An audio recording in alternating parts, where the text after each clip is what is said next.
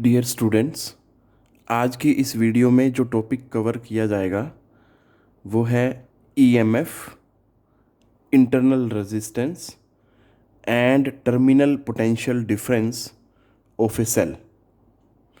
इसमें हमने ये तीन पैरामीटर्स किसी भी सेल से रिलेटेड जो हैं पढ़ने हैं, क्या होते हैं ये, और हम ये भी देखेंगे कि जो ईएमएफ है किसी भी सेल का, internal resistance and terminal potential difference of a cell किन किन फैक्टर्स पे डिपेंड करते हैं। तो ध्यान से देखें, very important topic from exam point of view. So EMF of a cell क्या है? It is the maximum potential difference. इस चीज़ पे ध्यान देना बेटा। It is the maximum potential difference between the two electrodes of a cell. कब है ऐसा? When no current is drawn from the cell. जब सेल से आप कोई करंट ड्रॉ नहीं कर रहे, मतलब चाहे जो सेल है सर्किट में लगा हुआ है, बट सर्किट क्या है? ओपन, मतलब स्विच ऑफ की कंडीशन में है। उस टाइम पे हम सेल से करंट ड्रॉ नहीं कर रहे, तो इन दैट पर्टिकुलर कंडीशन जो उसके जो दोनों टर्मिनल्स हैं उनके बीच का जो पोटेंशियल डिफरेंस होगा वो, पहली बात, वो मैक्सिमम होगा, ठीक है। और उसी मैक्सिमम पोटेंशियल डिफरेंस को ही हम क्या बोलते हैं? That is known as the EMF of a cell. और इसका जो सिंबल है ईएमएफ का, सिंबल जो है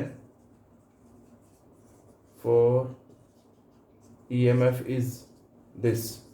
आपने ध्यान से लिखना है, that is not epsilon. Epsilon ऐसा होता है, तो एप्साइलन नहीं है, ये ई है, बट उसको इस तरह से ही लिखना है। So this is the symbol for EMF of the cell. अब जो मैं आगे डिस्कस करने वाला हूँ वो क्या है? That is the factors. किन किन फैक्टर्स पे किसी भी सेल का जो ईएमएफ है वो डिपेंड करता है।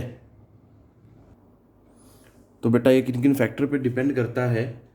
तो पहला है नेचर ऑफ इलेक्ट्रोड्स। सेल में एक पॉजिटिव टर्मिनल होगा, एक नेगेटिव टर्मिनल होगा, तो उन्हीं को हम क्या बोलते हैं? इलेक्ट्रोड बोलते हैं। तो उनका नेचर क्या है बेटा? पहला फैक्टर जो है that is nature of electrodes. Second क्या है? Nature and concentration of electrolyte used in cell.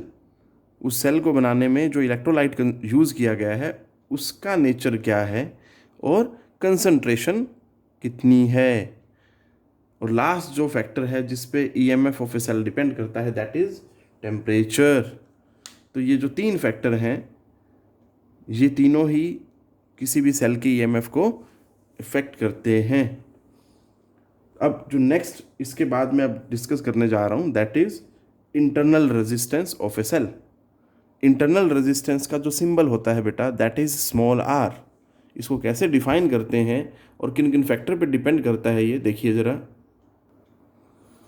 It is defined as the resistance offered by the electrolyte and electrodes of a cell to the passage of electric current through the cell. क्या मतलब है? Resistance हमें बेटा पढ़ा होता है पहले से ही। रेजिस्टेंस क्या होता है? That is the obstruction to the flow of charges. तो अब ये जो रेजिस्टेंस ऑफर किया जा रहा है, कौन ऑफर कर रहा है ये? That is by the electrolyte and the electrodes of a cell. जो जो इलेक्ट्रोड्स हमने सेल को बनाने में यूज़ किए वो इलेक्ट्रोड्स और इलेक्ट्रोलाइट मिल के जो रेजिस्टेंस ऑफर कर रहे हैं to the passage of electric current, ताकि सेल के थ्रू जो है वो करंट फ्लो ना करे। तो that resistance is known as the internal resistance of the cell. अब एक बात सबने ध्यान देनी है बेटा कि जो इंटरनल रेजिस्टेंस होता है जब हम सेल नया लेके आते हैं वो मिनिमम होता है। मतलब जब हमने यूज़ नहीं किया सेल को, बिल्कुल नया है, फ्रेश है सेल, उस टाइम पे जो उसका रेजिस्टेंस होता है इंटरनल दैट इज़ मिनिमम। जैसे जैसे हम उसको यूज़ करते जाएंगे, we keep on using that cell, तो जो उसका इंटरनल रेजिस्टेंस है वो बढ़ता जाएगा बाय द टाइम। क्यों ऐसा है? क्योंकि बेटा जो फैक्टर्स हैं जिन पे इंटरनल रेजिस्टेंस डिपेंड करता है they are going to increase the internal resistance of the cell by the time. हम देखेंगे, क्योंकि देखो एक फैक्टर हम पढ़ेंगे अभी इसमें कि वो है एरिया डिप्ड जो है इलेक्ट्रोड का इन द इलेक्ट्रोलाइट, उस पर डिपेंड करता है इंटरनल रेजिस्टेंस। अब अगर इस चीज़ को ध्यान दें हम, बेटा स्टार्टिंग में तो इलेक्ट्रोलाइट मैक्सिमम होगा, और जैसे जैसे हम सेल को यूज़ करेंगे इलेक्ट्रोलाइट कंज्यूम होने लगेगा, तो जो area of electrode dipped in the electrolyte है वो क्या हो जाएगा, कम हो जाएगा। तो उस कंडीशन में उसका इंटरनल रेजिस्टेंस जो है बढ़ जाएगा। सीधा सीधा आपने ये याद रखना है कि जब सेल नया होगा तो इंटरनल रेजिस्टेंस मिनिमम होगा, और जब पुराना होता जाएगा वो यूज़ करते रहेंगे उसको, तो वो उसका इंटरनल रेजिस्टेंस बढ़ जाएगा। अब हम देखेंगे कि इंटरनल रेजिस्टेंस जो है किसी भी सेल का वो किन किन फैक्टर्स पे डिपेंड करता है, या ये बोलें कि कौन से फैक्टर हैं जो इंटरनल रेजिस्टेंस को चेंज कर देते हैं। फर्स्ट फैक्टर है that is distance between electrodes. जो पॉजिटिव टर्मिनल है, नेगेटिव टर्मिनल है, उनके बीच में सेपरेशन, डिस्टेंस कितना ज़्यादा है। सेकंड जो फैक्टर है जिस पे इंटरनल रेजिस्टेंस डिपेंड करता है किसी भी सेल का, that is nature, concentration and temperature of electrolyte. ये वही टॉपिक, बिल्कुल सेम पॉइंट आ गया जो हमने ईएमएफ ऑफ ए सेल में भी डिस्कस किया है। किसी भी सेल का ईएमएफ जो है that is also depend on nature, concentration and temperature of electrolytes. उसके बाद है third, that is nature of electrode. तो इस फैक्टर पे भी ईएमएफ डिपेंड करता है, हमने डिस्कस किया, और इस फैक्टर पे भी ईएमएफ डिपेंड करता है किसी भी सेल का। तो ये दो पॉइंट्स तो एज इट इज आ रहे हैं, बस ये दो जो है first and fourth they are different, जिन पे इंटरनल रेजिस्टेंस जो है किसी भी सेल का डिपेंड करता है। और फोर्थ फैक्टर क्या है, that is area of electrodes immersed in electrolyte. ये भी मैं आपको बता चुका हूँ अभी इसी वीडियो में ही कि अगर सेल नया होगा तो area of electrodes immersed in electrolyte ज़्यादा होगा, बट जैसे जैसे हम उसको यूज़ करते जाएंगे तो area of electrodes immersed in electrolyte कम हो जाएगा। क्यों? क्योंकि इलेक्ट्रोलाइट ही कंज्यूम होने लगेगा बाय द टाइम, तो जिससे इलेक्ट्रोड्स का एरिया जो इलेक्ट्रोलाइट में डिप्ड है या इमर्स्ड है वो क्या हो जाएगा, कम हो जाएगा।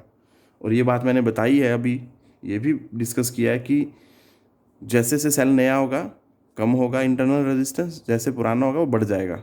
ठीक है, इट मीन्स मैं उसको एरिया से एसोसिएट भी कर सकता हूँ कि अगर एरिया बढ़ेगा, area of electrodes immersed in electrolyte बढ़ेगा तो इंटरनल रेजिस्टेंस कम होगा, और इसी तरह से अगर area of electrodes immersed in electrolyte कम हो जाएगा तो इंटरनल रेजिस्टेंस सेल का बढ़ जाएगा। इस बात पे आपने थोड़ा गौर करना है। नेक्स्ट जो टर्म मैं डिफाइन करने जा रहा हूँ that is terminal potential difference. उसको शॉर्ट फॉर्म में टीपीडी भी बोला जाता है। It is defined as the potential difference between the two electrodes of a cell in a closed circuit। इस चीज़ पे आपने ध्यान देना है। सिंपल सी बात है, वो कहता है जब हमारे पास क्लोज्ड सर्किट है, क्लोज सर्किट मतलब जिसमें से करंट फ्लो हो रहा है। एक अगर मैं सिंपल सी बनाना चाहूँ यहाँ पे सर्किट, तो ये मैंने एक सेल बनाया और ये एक बल्ब लगा दिया और यहाँ एक की लगाई, ये चीज़ है। अब ये की ओपन है, इसमें से करंट फ्लो नहीं हो रहा। जैसे ही मैं की को प्लग इन करूँगा सर्किट क्या हो जाएगा, क्लोज हो जाएगा, एंड जो करंट है दैट विल स्टार्ट फ्लोइंग इस तरह से। अब जब ये कंडीशन है उस टाइम पे इसके जो दोनों इलेक्ट्रोड्स हैं पॉजिटिव नेगेटिव, तो इन दोनों के बीच में जो पोटेंशियल डिफरेंस है, अगर मैं यहाँ वोल्ट मीटर लगा दूँ तो जो वोल्ट मीटर नोट करेगा इन दो पॉइंट्स के बीच में पोटेंशियल डिफरेंस को नोट करेगा। उसी पोटेंशियल डिफरेंस को हम क्या बोल रहे हैं बेटा, that is known as the terminal potential difference. Simple सी बात याद रखनी है बस, ये क्लोज्ड सर्किट है तो इसको टीपीडी भी बोला जाता है।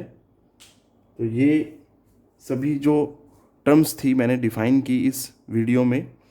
First one was EMF of a cell, second internal resistance of a cell, and जो थर्ड वन है that is terminal potential difference of a cell. तो यही कवर करना है हमें इस वीडियो में।